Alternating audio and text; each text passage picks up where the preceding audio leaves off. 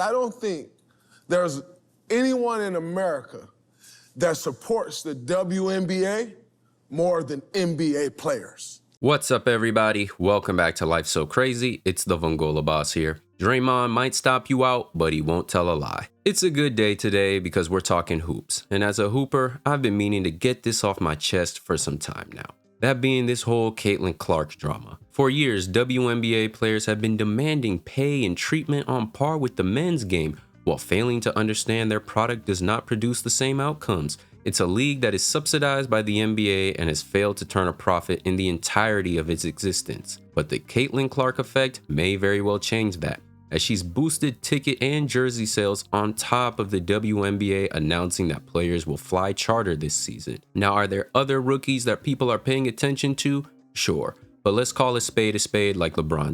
Because everybody is looking for you to say anything and they're gonna splice it and cut it and make it a negative thing.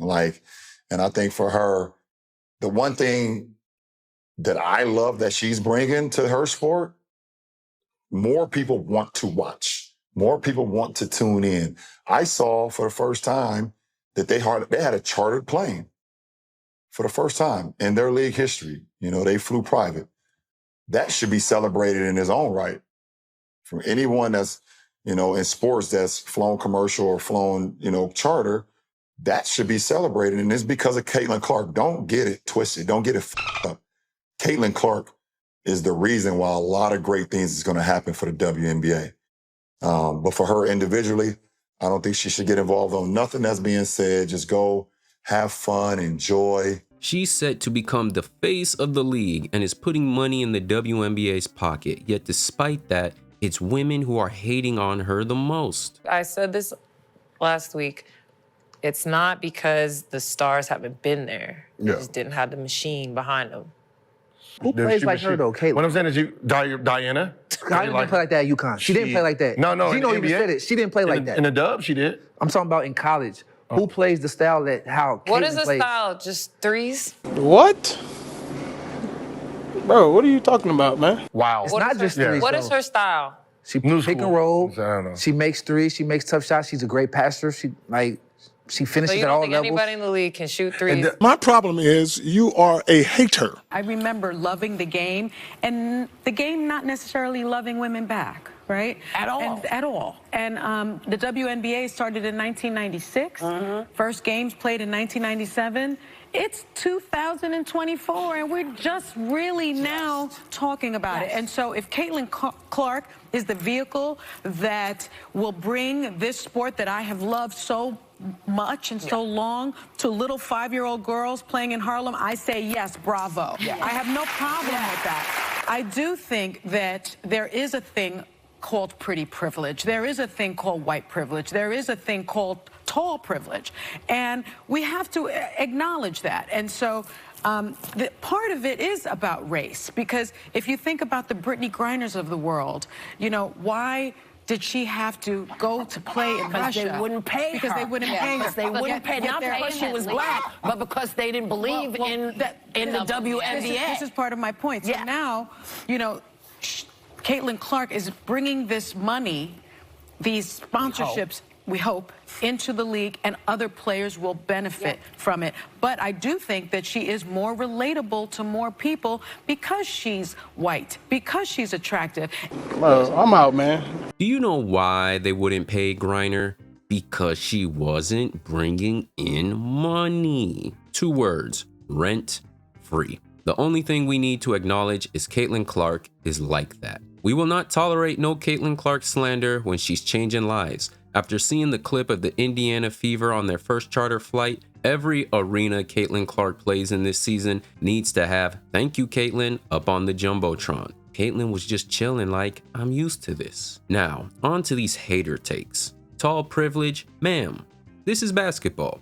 Quite literally, 99.5% of players who have played professional basketball are tall. You're just yapping about nothing. Exhibit B, pretty privilege. I know there are thirsty simps out there, as seen by how many dudes gas up Kelsey Plum, but nah, that ain't it. And this claim of loving the game and the game not loving you back is asinine. What she means by the game is the success, stardom, and money that the men see. See, there's a whole lot of pride in the WNBA, and some of that pride results in covetous looks at the men and what they've built. When you think back to the era people disrespectfully call the plumber era, many of the OGs who paved the way for the players to make the bank they do today had to work jobs on top of playing in the NBA. And I just looked this up for myself, but apparently the average WNBA salary in 2022 was $102,751, which increased to $147,745 in 2023. At the end of the day, professional sports are a job, and when compared to the output and pay of most jobs, six figures isn't what it used to be, but you're still doing a lot better than most people for simply playing a game.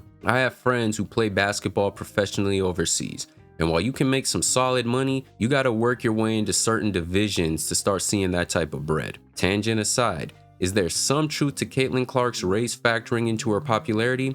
I mean, I have an uncle who only watches soccer that became a Milwaukee Bucks fan after they won the chip in 2021 simply because Giannis Antetokounmpo is Nigerian. I don't think he ever bought a jersey or watched another game after that finals series, but he's now a Giannis fan. So to answer that, somewhat. But that's the case for all players. Yao Ming, Linsanity, anyone?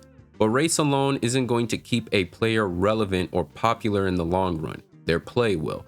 Also, if you're going to make that claim for her, then you need to keep the same energy for Angel Reese, because a big reason they both went mainstream is because Reese last year in the 2023 Women's College Basketball Championship turned it into a race war, in no small part due to her taunting. But actually, people only like her because she's relatable, because she's white, and she has pretty privilege.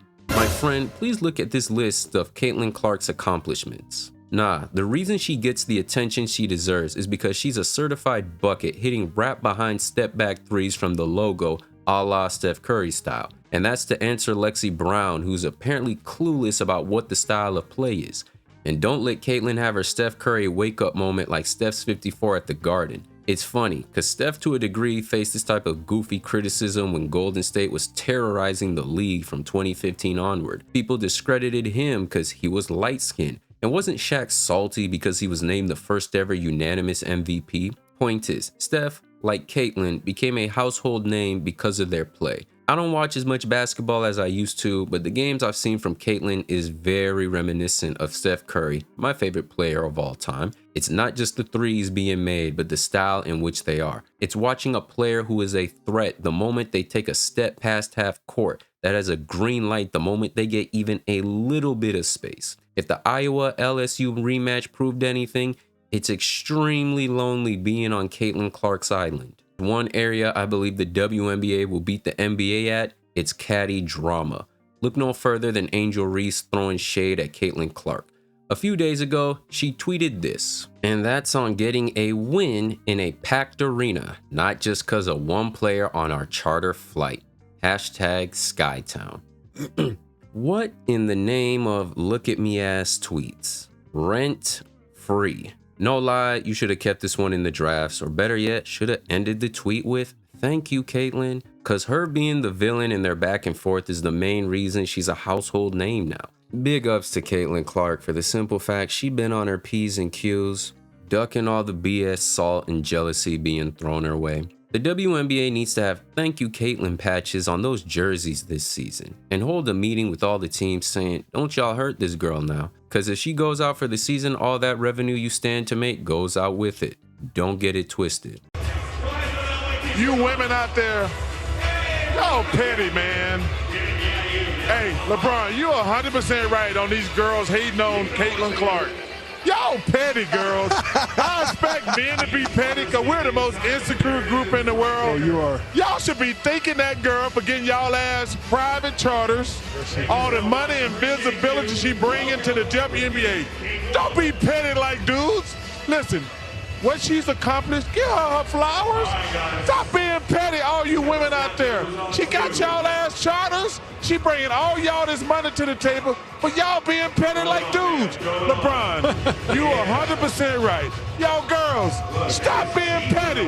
Caitlin Clark, thank you for bringing all that money and shine to the WNBA. Well, they're gonna hate you. It's clear pride ain't the only thing coming out the NBA. There's a lot of envy too. Imagine you get a new hire at your job whose presence alone is going to result in a massive pay increase for the whole company. And instead of just enjoying the ride and getting yours where you can, you start hating because you're not getting the same attention. Very unserious behavior.